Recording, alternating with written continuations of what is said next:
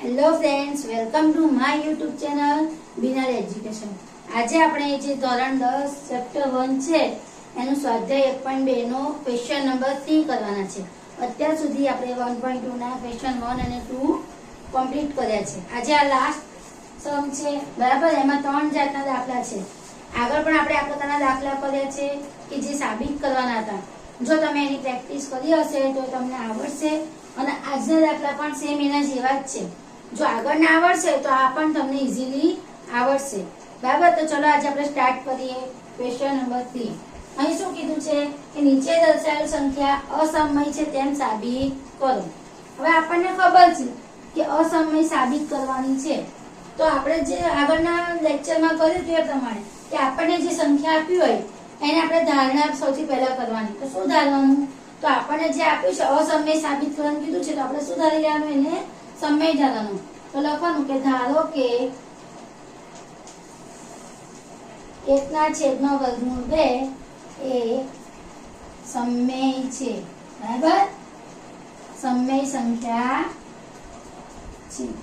હવે આપણને ખબર છે સમય સંખ્યા હોય એટલે એને આપણે a ના છેદમાં b ના સ્વરૂપમાં દર્શાવી શકીએ। માટે 1/√2 બરાબર a ના છેદમાં b, જ્યાં a અને b શું છે? અવિભાજ્ય છે, અવિભાજ્ય છે। આ ઉપાદાન આપણને ખબર છે કે b ≠ 0, આ લખવું ફરજિયાત છે, બરાબર। હવે બંને બાજુ વર્ગ કરીએ, કૌંસમાં લખવાનું બંને બાજુ વર્ગ કરતા, વર્ગ કરીએ આપણે તો 1/2 નું વર્ગ બરાબર a²/b², બરાબર। તો અહીંયા વર્ગમૂળ નો વર્ગ થાય એટલે વર્ગમૂળ અને વર્ગ લે તો શું થાય? 1/2 બરાબર a²/b²। હવે અહીંયા ચોકડી ગુણાકાર થાય, આ b² અહીંયા ગુણાય અને આ 2 છે અહીં જતો રહે તો શું થાય? માટે b² બરાબર 2a²। અહીંયા આ રીતે ચોકડી ગુણાકાર થાય, બરાબર। તો આપણને ખબર છે આ જે સમીકરણ આવ્યું એના પરથી આપણને ખબર છે કે આ જે 2 છે એ શું છે? b² નો અવયવ છે, તો 2 એ ab નો પણ અવયવ થાય। તો આપણે લખી દેવાનું કે માટે 2 એ b² નો અવયવ છે, માટે 2 એ b નો પણ અવયવ થાય, બરાબર। અહીં સુધી કમ્પ્લીટ। હવે આપણે શું કરવાનું છે? તો હવે આપણે ધારવાનું છે। શું ધારવાનું છે? કે b² બરાબર, ધારો કે b બરાબર 2c, આપણે આવું એક ધારણા કરી દેવાની છે, બરાબર। b બરાબર 2c। હવે ફરી બંને બાજુ વર્ગ કરીએ, બંને બાજુ વર્ગ કરતા તો શું થાય? b² બરાબર 2 નો વર્ગ શું થાય? 4c²। અહીંયા આપણને શું મળ્યું છે? b² બરાબર 2a², અહીંયા મળે છે b² બરાબર 4c²। આ થયું સમીકરણ નંબર 2। હવે 1 અને 2 ને સરખાઈએ આપણે તો શું આવે? 2a² બરાબર 4c²। તો આ 2 અહીં છેદમાં જતા રહે તો a² બરાબર 4 ને 2 વડે ભાગો તો શું થાય? 2c²। હવે આના પરથી શું કહેવાય કે 2 છે એ a² નો પણ અવયવ છે, બરાબર। આપણે લખી શકીએ ને કે અહીંયા 2 છે જે 2 એ a² નો અવયવ છે।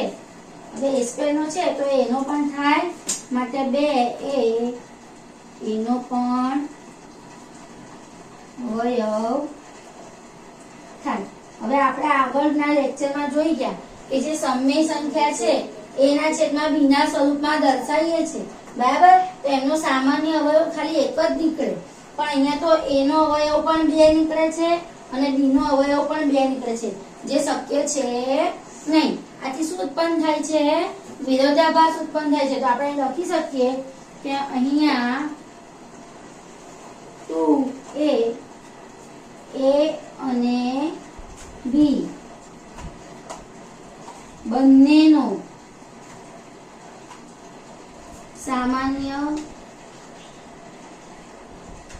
અવયવ છે. આથી શું ઉત્પન્ન થયું? વિરોધાભાસ. આથી વિરોધાભાસ ઉત્પન્ન થાય છે. વિરોધાભાસ ઉત્પન્ન થાય એટલે શું થાય કે આપણે જે ધાર્યું હતું કે આપણી ધારણા શું હતી કે 1/√2 એ સમય સંખ્યા છે, શું થાય છે? ખોટી પડે છે. માટે શું લખવાનું? 1/√2 એ અસમય છે. ક્લિયર? નેક્સ્ટ છે 7/5. બરાબર? આમાં પણ આપણે આગળ જેમ કર્યું એમ જ કરવાનું છે. અને અસમય સાબિત કરવું હોય તો પહેલા આપણે શું ધારવાનું કે ધારો કે તે સમય છે. તો ચલો સ્ટાર્ટ કરીએ. લખવાનું કે ધારો કે 7/5 એ સમય છે. હવે આપણને ખબર છે સમય સંખ્યા હોય તો એને આપણે કઈ રીતે લખી શકીએ? માટે 7/5 બરાબર a ના છેદમાં b. કે જ્યાં a અને b કેવા છે? અવિભાજ્ય છે.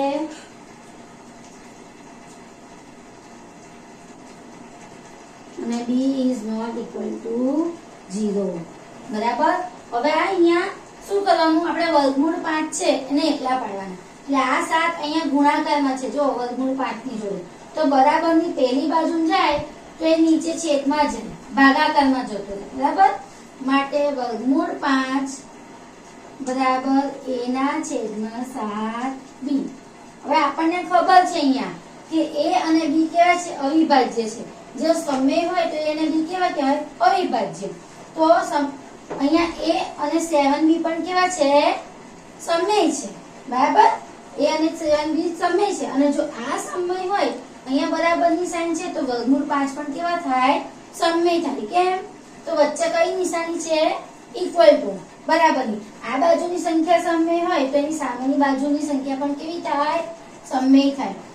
જમણી બાજુની સમય છે તો આ ડાબી બાજુ પણ કેવું થાય? સમય થાય.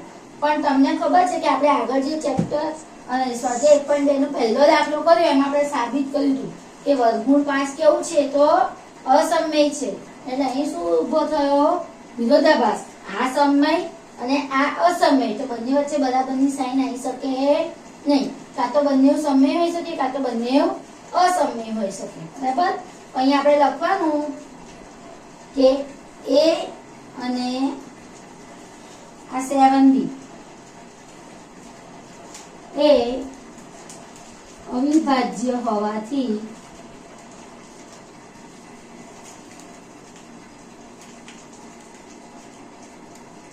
સમય છે. બરાબર? સમય છે. આથી વર્ગમૂળ 5 પણ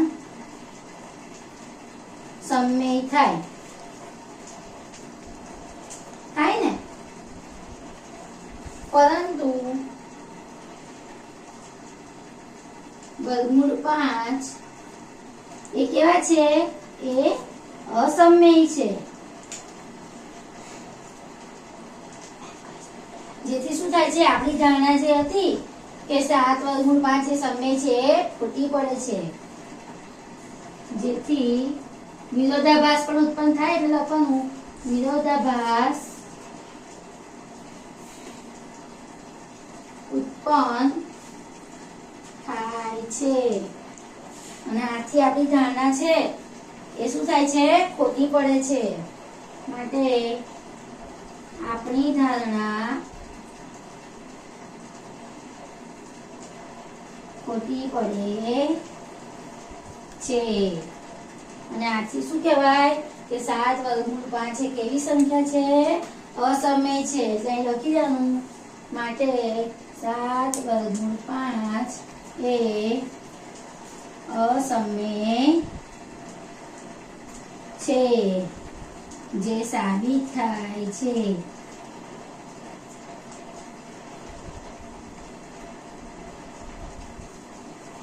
ક્લિયર? નેક્સ્ટ હવે નેક્સ્ટ છે થર્ડ નંબરનો 6 + √2.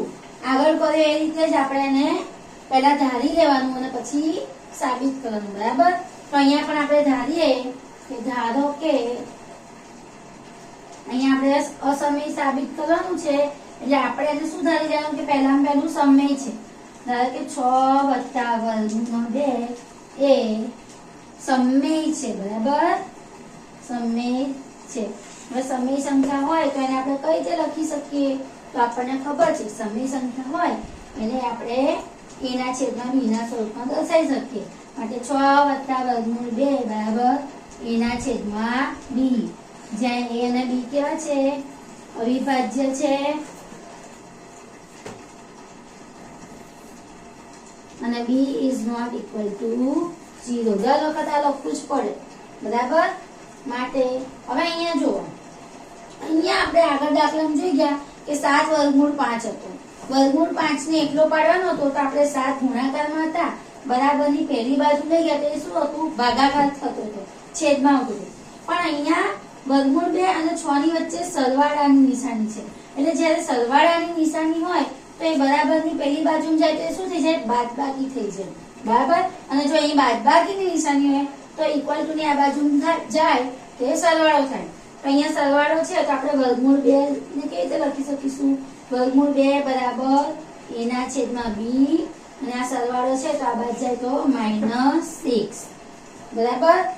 હવે અહીંયા જો 6 ની નીચે કશું નથી તો આપણે 1 લખી શકીએ. તો અહીંયા બે નો લસા શું આવે? બી.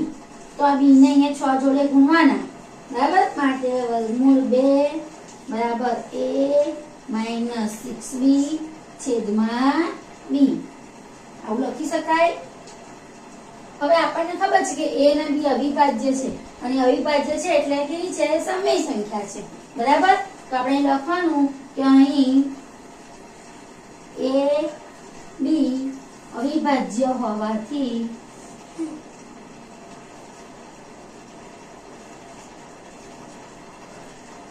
a - 6b છેદમાં b સમય છે, બરાબર? એ અવિભાજ્ય છે એટલે સમય થાય. હવે આ સમય છે તો એની બરાબર √2 પણ કેવું થાય? સમય થાય. પરંતુ આપણને ખબર છે કે √2 કેવી સંખ્યા છે? એ અસમય સંખ્યા છે એટલે આપણે શું થાય? અહીંયા તો આ એક સમય છે અને આ અસમય, તો બંને વચ્ચે બરાબરની સાઈન ના આવી શકે એટલે અહીં શું ઉદ્ભવ્યો? વિરોધાભાસ ઉત્પન્ન થાય છે, બરાબર? માટે અહીં લખી દેવાનું આ સમય છે તો √2 પણ સમય થાય. હવે √2 સમય થાય, બરાબર? √2 સમય થાય, પરંતુ આપણને જાણીએ છીએ પરંતુ √2 કેવી છે? કે અસમય છે. આથી શું થાય છે? વિરોધાભાસ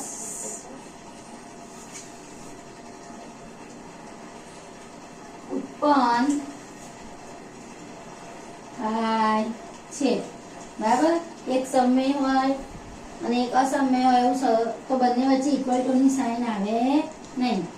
આથી આપણી કરેલી ધારણા શું થાય છે? ખોટી પડે છે.